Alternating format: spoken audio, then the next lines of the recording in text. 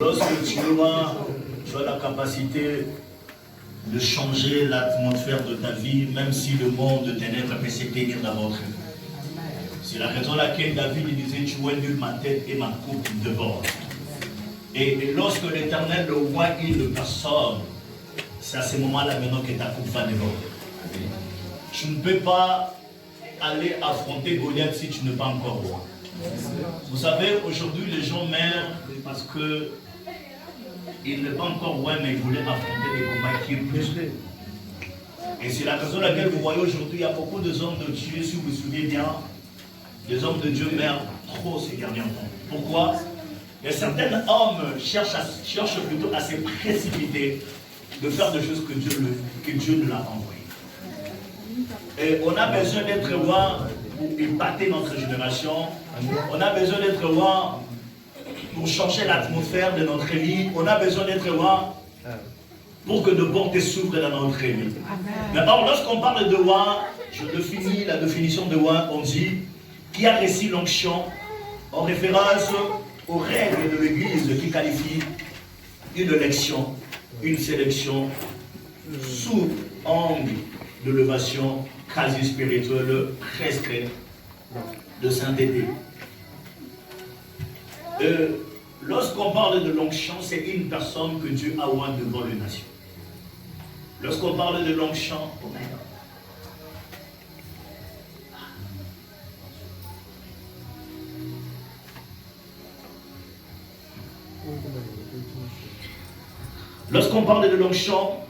c'est une personne qui a reçu de règles ou bien de référence de Dieu sur lui. Du genre, c'est une personne qui a reçu l'autorité de Dieu. La suprématie de Dieu, ça vient sur la personne. Et je le dirais, c'est comme si une personne qui a reçu le mandat de Dieu. Lorsqu'une personne reçoit l'onction de Dieu, c'est une personne qui a reçu le mandat de Dieu pour aller épater, pour aller. Maman, c'est votre fils? Oui. C'est Rachid. Papa, je ne sais pas, je prêche, je prophétise, je ne sais pas. Où l'esprit vous amène, papa? Non, on aurait fait dire que non, le prophète. On va prophétiser. Voilà. Et on dit que l'onction, c'est le mandat de Dieu. Et lorsqu'une personne est roi, c'est une personne qui a reçu le mandat de Dieu. C'est une personne que Dieu l'a recommandé de faire quelque chose. C'est une personne que Dieu l'a donné des capacités surnaturelles pour combattre ses ennemis. Et vous allez comprendre avec moi que toute personne qui a été loin dans la Bible, ce sont des gens qu'aujourd'hui on parle d'eux comme des héros. Et lorsque tu es loin, tu as la capacité de bouleverser des choses. Lorsque tu es loin, je vous ferai une parenthèse que tu ouvres aussi le port des combats dans ta vie. Parce que tu ne peux jamais être heureux sans avoir combattre. Parce qu'aujourd'hui, on a tendance, surtout à une chose qu'il y a beaucoup de hommes de Dieu aiment trop dire, ne touchez pas, mais nous tous, on est devant de Dieu.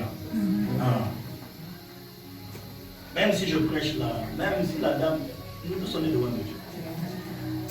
Mais la chose qui fait la différence, c'est juste que la vision que Dieu a donnée tout et chacun de nous. Mais nous tous, on est devant de Dieu. Parce que nous sommes créés par l'image de Dieu. Dans d'autres termes, on a reçu le mandat de Dieu. Mon Dieu.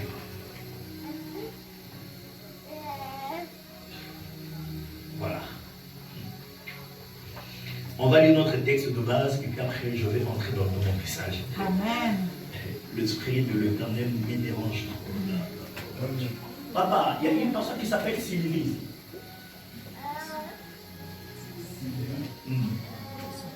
Est-ce qu'il y a quelqu'un qui s'appelle Sylvie? Oui, il y a une personne qui connaît certaines Sylvie. C'est bon. Je vais revenir dans vous parce que les noms là me dérangent trop. Je vois les noms ici. Mais je vais revenir. On va comprendre le pourquoi. Voilà. On va lire notre verset. Je suis vers 1 Samuel chapitre 16. Le verset 1.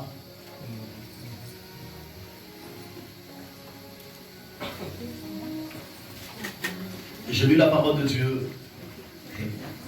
L'Éternel dit à Samuel, quand cesserait-il de pleurer sur Saoul je rejetais enfin qu'il ne règne plus sur Israël.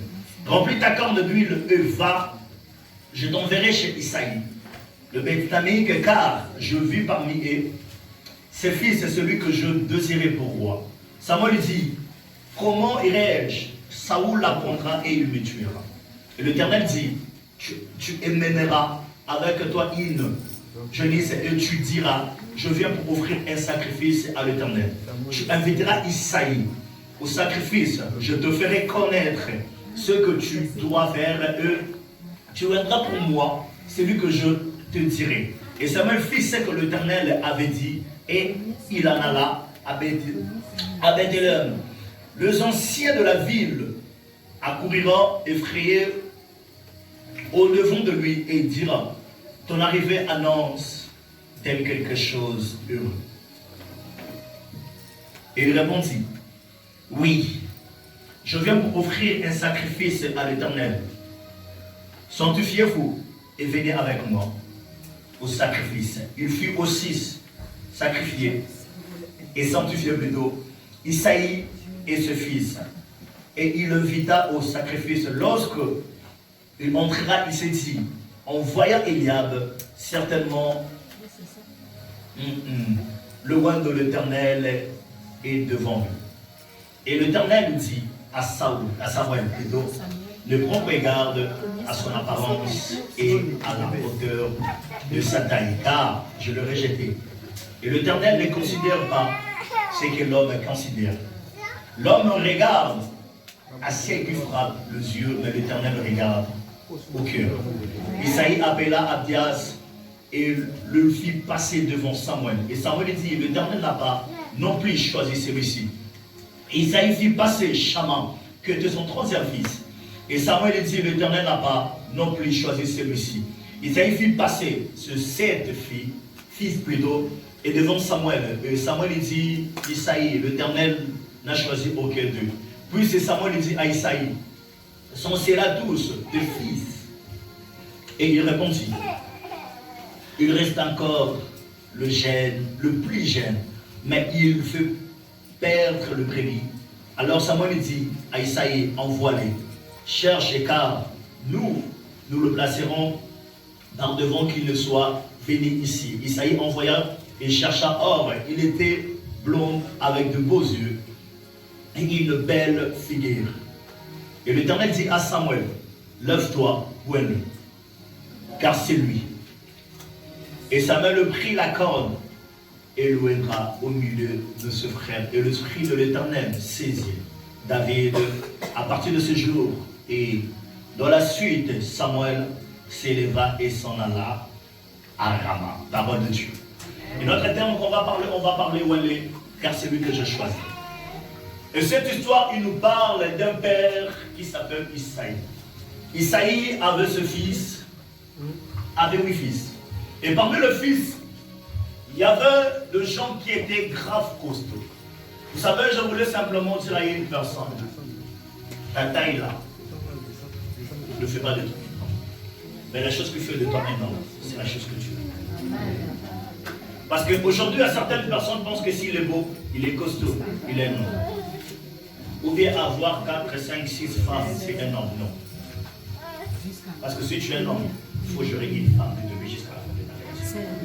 Parce que si tu cherches à prendre beaucoup de hommes et beaucoup de femmes, ça ne fait pas de toi une personne. Et dans cette histoire, la Bible dit que Samuel s'enquêtait tellement trop. Et Dieu a envoyé Samuel de venir oindre une personne dans la maison d'Israël. Alors vous allez comprendre avec moi que lorsque Samuel est arrivé pour oindre une personne dans la maison d'Israël, il a vu une personne qui était grave costaud. L'homme de Dieu, je n'arrive pas à prêcher. Je vois des noms de gens. Je ne suis pas à l'aise. Je ne pas tellement de noms de gens. Je ne suis pas à l'aise. Voilà. Et lorsque Samuel est arrivé vers la maison d'Isaïe, il était venu juste pour oindre une personne.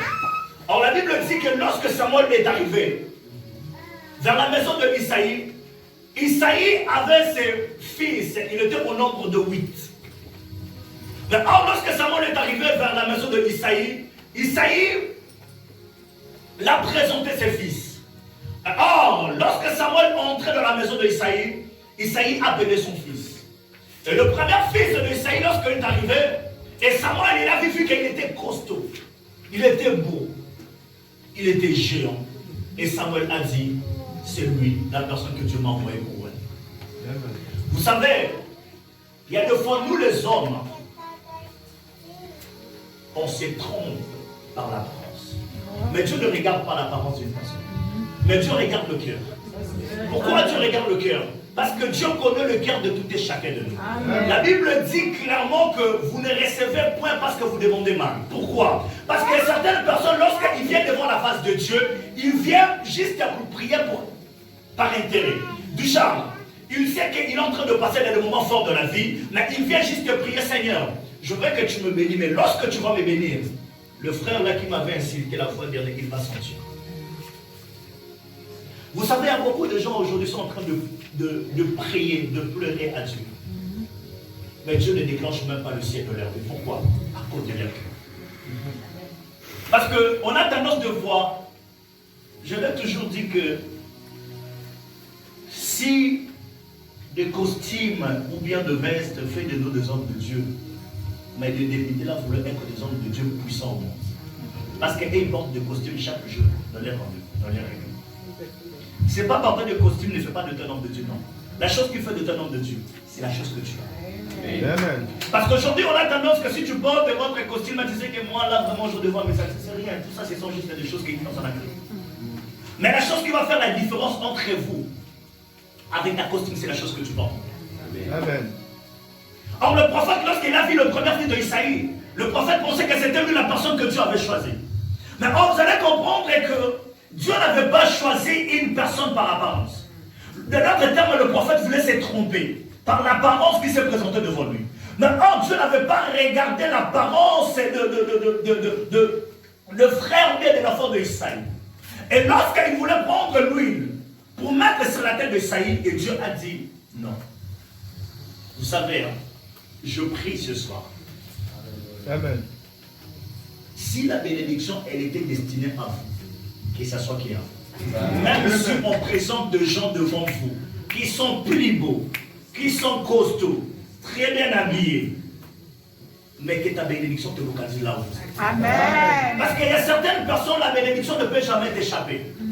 Donc vous allez comprendre que lorsqu'il a présenté des gens devant le prophète voulait oindre une personne qui n'était pas destinée à être oint.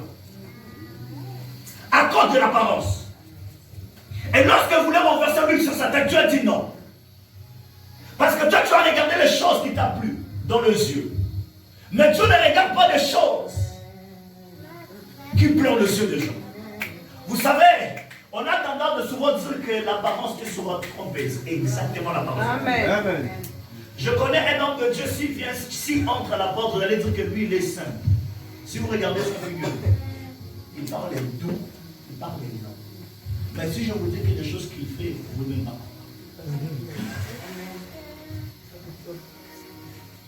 Et les gens ont tendance souvent à nous juger par apparence. Vous savez, aujourd'hui, on peut passer dans des moments forts de la vie. Mais les gens vont nous traiter par rapport à la chose qui est arrivée. Et c'est la raison laquelle vous allez comprendre qu'au moment où Pénina, elle était stérile, et Anna plutôt, elle était stérile, Pénina avait commencé à critiquer Anna par apparence. Mais vous allez comprendre avec moi, lorsqu'on parle de Anna, en hébreu, ça signifie faveur et grâce. Une personne qui a la faveur de Dieu, tu ne peux pas critiquer la personne. Dieu peut permettre que tu puisses passer dans des choses bizarres pour que sa gloire se manifeste dans ta vie.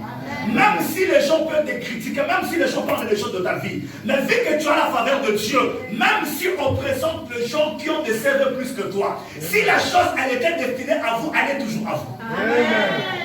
Amen. Et parce que lorsque le prophète a vu le premier fils d'Isaïe, le prophète pensait que c'était lui la personne qui était destinée pour oindre. Mais lorsqu'il a voulu oindre la personne, Dieu a dit, c'est pas lui la personne que moi je t'ai envoyée. Vous savez, aujourd'hui on a tendance à deux fois à juger les gens par apparence. On a tendance à deux fois à dire des choses par apparence.